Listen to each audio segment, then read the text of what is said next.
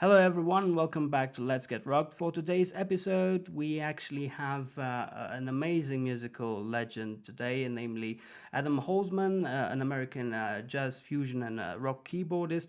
Thank you very much, Adam, for your time and availability and participation in today's episode. First of all, please let me ask you, how are you today? And secondly, please introduce yourself musically. Thank you very much.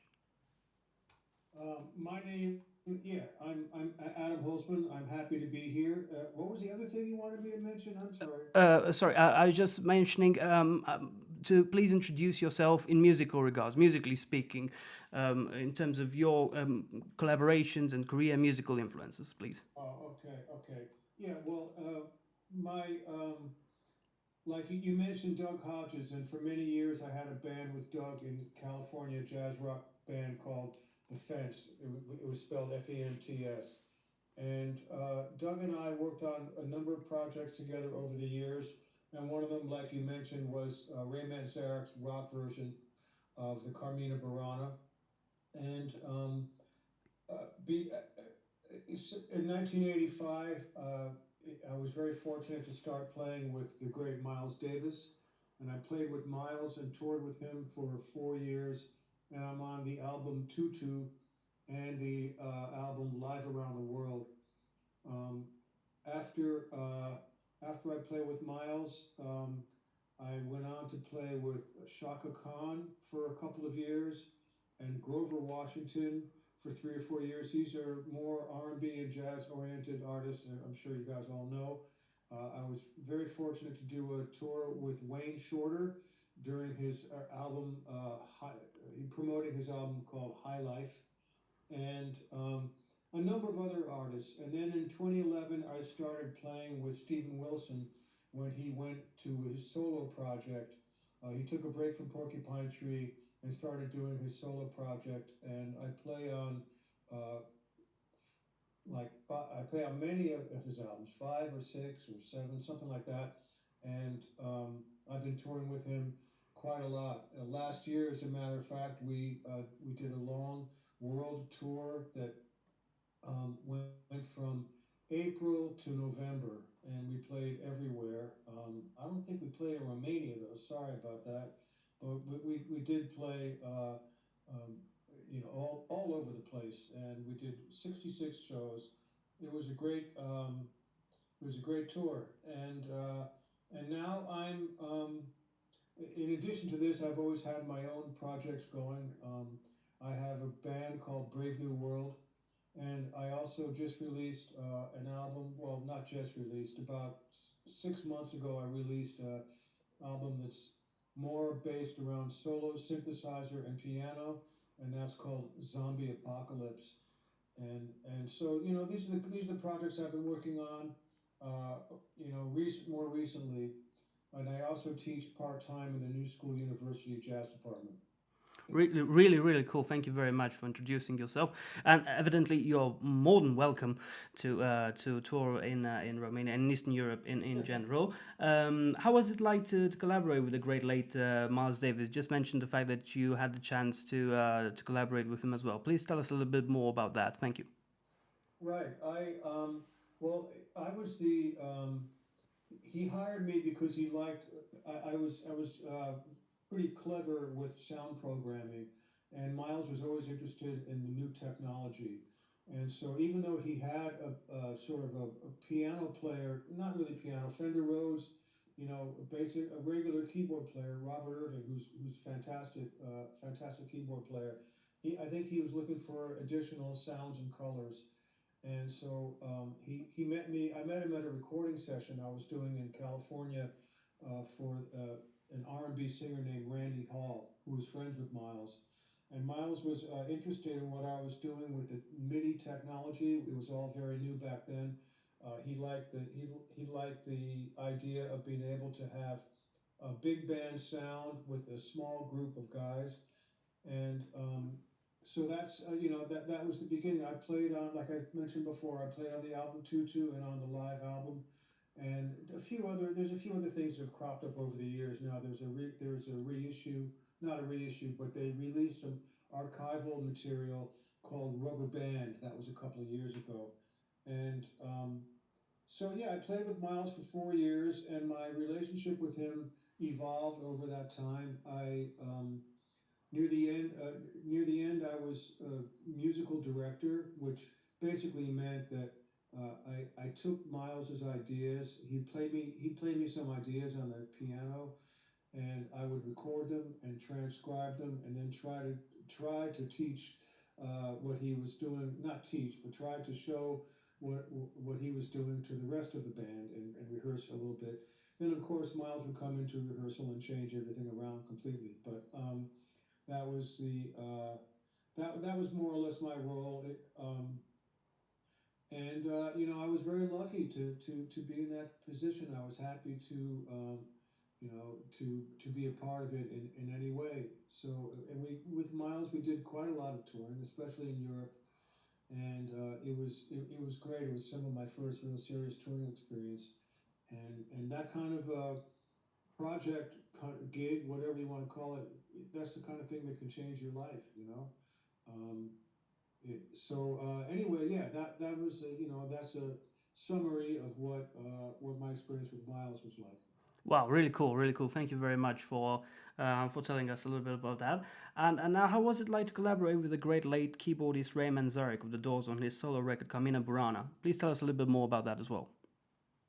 Well, you know, the Doors.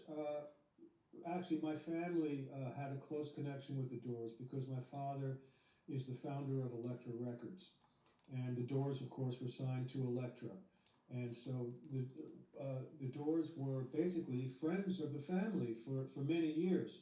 And Ray watched me, I suppose, um, uh, develop as a musician, and I had so you know this is years going by, and then after he did the post Jim Morrison Doors albums, there were two of them, Other Voices and Full Circle. Then he did a few solo albums, and um, one of them was called The Golden Scarab. I think there was one or two more, and then he decided to do a rock version of Carmina Burana, and he brought in producer composer Philip Glass actually to produce it, which was amazing. And he decided to use my group, The Fence, as his backup band. I guess my thinking is he thought that we were you know pretty had a pretty broad range of styles that we could cover, and we were we were ready to go, and young and hungry. So we were happy to work on this project, which basically consisted of us working with the score of Carmina Burana and trying to translate it to more of a rock band format. And Ray's a great guy. He was really funny and very, you know, very clever and super talented. One of the greatest keyboard players in the history of rock, I would have to say. And I learned a lot from him. You know, he was my first big influence when I was growing up, and he was my hero. I remember learning how to play the beginning of When the Music's Over, covering both the bass part and the right hand part. He Ray is unique because he also played keyboard bass in the Doors, and there's not too many bands Yes. that where the keyboard player also covered the bass lines, and that's because Ray played for many years in Chicago blues bars, playing stride piano and boogie woogie and things like that. So he had a strong left hand. So when the Doors ended up um, needing a bass player. They couldn't find anyone that was fitting with them, so they ended up getting the Fender Rhodes keyboard bass, which Mm-hmm. is like the bottom couple octaves of a Fender Rhodes. And Ray started playing bass in the band, so he was able to cover it easily because he had a strong left hand. So yeah, that's how that developed. And then, like I said, he was one of my heroes over the years. And when he called me about trying to do something with you know with him. I was super excited and very happy to do it. I wouldn't say it was a collaboration. We were more or less his sidemen. We did what him and the producers wanted us, wanted from us. So, um, it was more of a learning experience in that way. Really cool, really cool. And just to fill in the gaps, if you please allow me, the name of the other record was the other, of course, the other solo record by Raymond Zarek was the whole thing started with rock and roll. Now it's out of Yeah, control. it's out of Yes, control. Yeah, yeah. yes, I exactly. couldn't remember the whole title exactly, Yes, so I don't it's a have. long one. It's along the Yeah, yeah, lines of Mark Bolan and T Rex, if you will, something yeah. like that. And Right. of course, there's another record by him, another solo record by him, which is really really great, namely "Love Her Madly." But that was released way way way afterwards. You know, Yeah, something yeah. He did those in some 2000 in the 2000s. collaboration with the poet Jim Carroll, I think his name is. And yeah, he did a number of different projects over the years. Yes. Really, really cool. The thing about the Fender Rhodes piano bass, the then newly introduced Fender Rhodes piano bass, is that not that many other rock bands at the time used it. I mean, it was a novelty instrument, if I'm not mistaken, and it was introduced during the mid 1960s, once again, if I'm not mistaken, if my memory doesn't deceive me. And he basically popularized the instrument on stage because with his left hand he covered the bass notes on the Fender Rhodes piano bass, while on his with his right hand he covered the normal keyboard notes, which was amazing and previously unheard of, right? Right. I think there might be other examples of the keyboard player covering the bass in rock, but not so much with the Fender bass. I think the Fender keyboard bass was something that was aimed more at working musicians. For I don't want to say for I don't want to use the wrong word here, for special events and things like that where you were playing like background music and things like that. You didn't have a bass player. You would use the Fender Rhodes, but I didn't know too many. I can't think of anyone else in rock who played the Fender Rhodes bass. Now there were other keyboard players who did play some bass. Guys like Keith Emerson and stuff would play Mm. some synth bass, but or Moog or something like that, but not so much the Fender keyboard bass. That was definitely a unique thing on Ray's part, and you can hear there's a number of Doors live albums available, and you can really hear what he did with it because in the studio, the producer Paul Rothchild encouraged them to use a regular bass player, which was probably a good idea. So for most of the albums, they have a real bass player on those tracks. Session It musicians like Jerry Chef, sorry. Yeah, it was different. They used different bass players, but they usually had a regular bass player on the records because it gives it more the sound a little bit more definition and character. But for live, he was the bass player too. You know that it was a lot to take on, and he was a master of that. Yes, he definitely was a master, his craft, and it was absolutely amazing. He was an amazing man and an amazing musician, definitely. And his musical legacy lives on. Just proof of what I previously mentioned, what we previously discussed. Now, moving on to the next question. How is it like to collaborate with Steven Wilson of Porcupine Tree? Um, okay, well again, yeah, I was always a big fan of Porcupine Tree when starting around the year 2000, and I followed them closely. And sometime around 2011, it was in the fall of 2011, I get an email saying that Steven is looking for a keyboard player for his solo tour. And I, of course, jumped at the chance. I was always a big fan, and uh, the it was really great working with him. And I had the right combination of skills that he was looking for. He wanted someone who could play rock and and who understood the technology.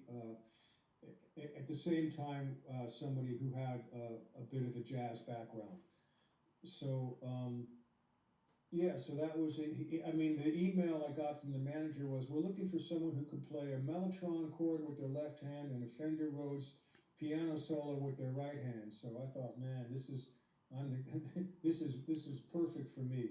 So the collaboration, I don't know if I call it collaboration, the gig worked out really well, and he I was very involved. I still am very involved with his solo albums, and we see the first one. Not I joined him. I joined when he did his first solo tour.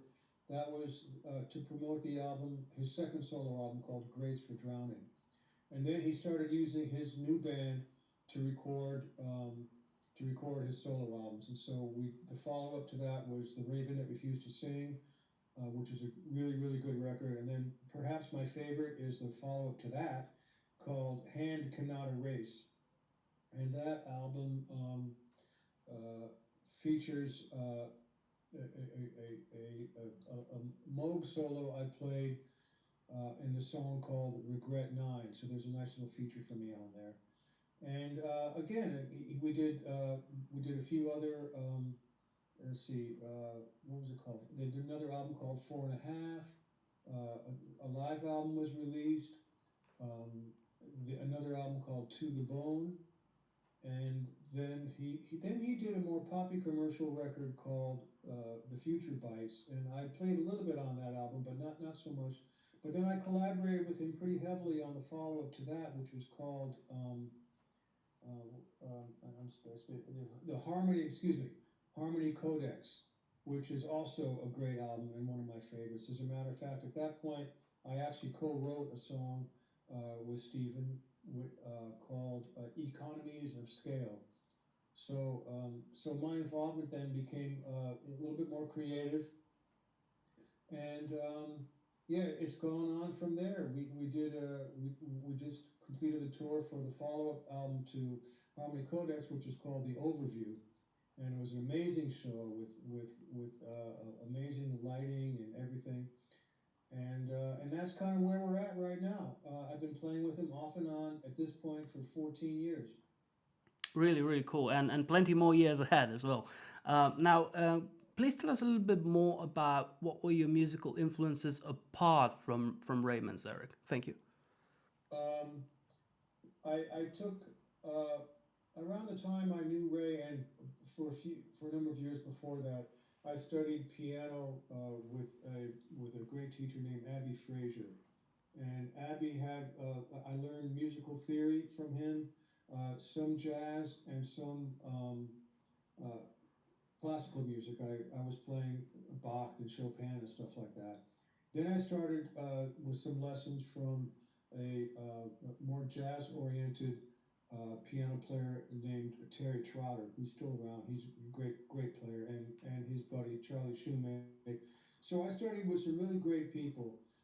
My influences have been a pretty broad range of stuff. I mean, I like everything from uh, old school electronic music to a lot of funk and R&B, and uh, and then all the way over to the other side, guys like Keith Jarrett, and very, one of my favorite musicians ever, and other jazz-oriented players. So my influences have run the gamut from experimental electronic music, R&B and funk, rock music and progressive rock, and jazz.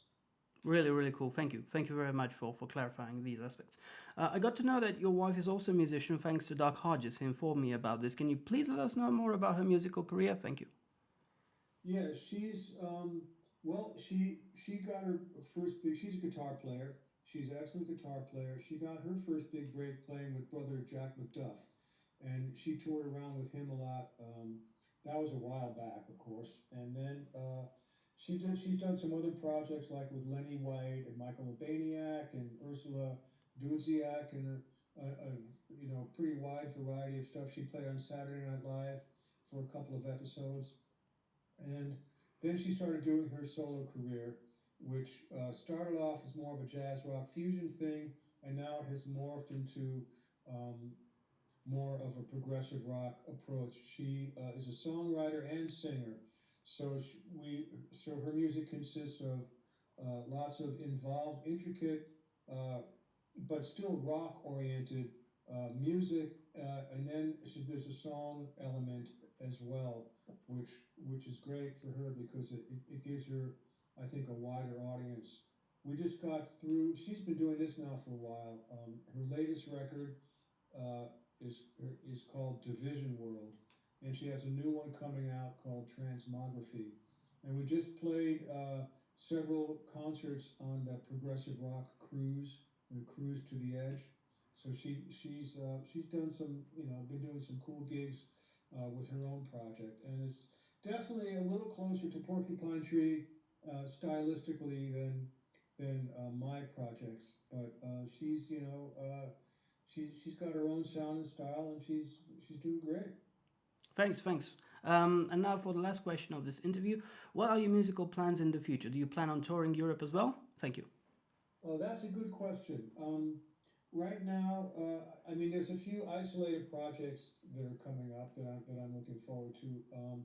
I'm going to Germany to play with my old friend Lorenz Hargassner. We're putting together sort of an '80s jazz kind of project, and we're going to film a video.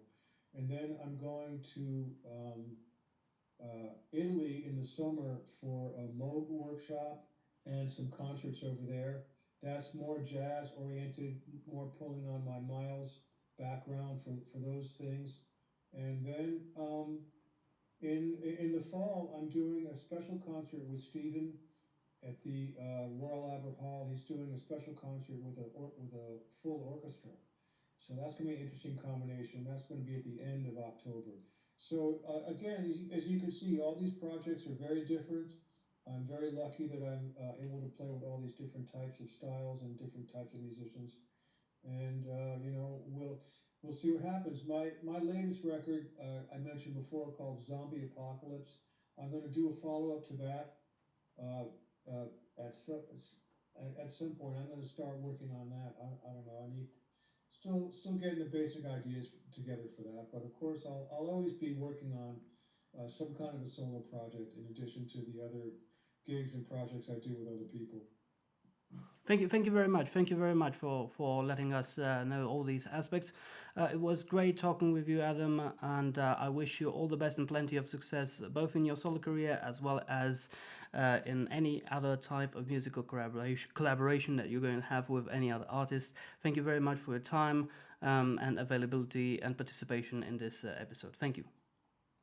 All right, Victor, thank you. It was a pleasure talking to you.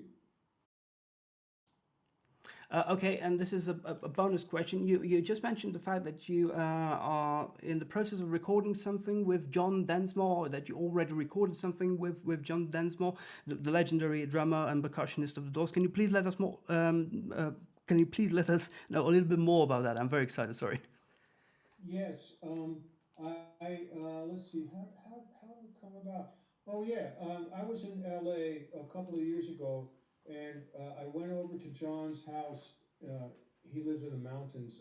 Just for a jam, with a percussionist, and John and me playing piano, and it was very cool. And I encouraged him to when he next time he was on the East Coast, that maybe we'd go in the studio. So we end up going in the studio with John, the great bass player named Mark Egan, who played with Pat Metheny and Gil Evans and many other people for many years, and a percussionist, the same guy I met at John's house named Arjun Brueggemann. Fantastic. He plays with Indian percussion, tablas and stuff like that. So we recorded a record of we did some jazz versions of a couple of Doors songs, and then we did a couple of Miles songs and a few improvisations. And now the record is kind of in a post production. We're mixing it and doing some editing and stuff like that. So it's been a slow process, but over a year.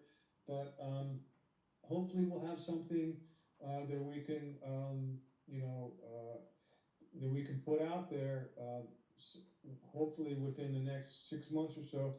I don't know for sure when, but anyway, it's been one of my one of the things I've always wanted to do was work on something with John, and so it's been great. He's great to work with. He's got a lot of great ideas for production and stuff like that, and you know, it's been another cool thing, and all these years later, still have an opportunity to work with Adore. So I'm very happy about that.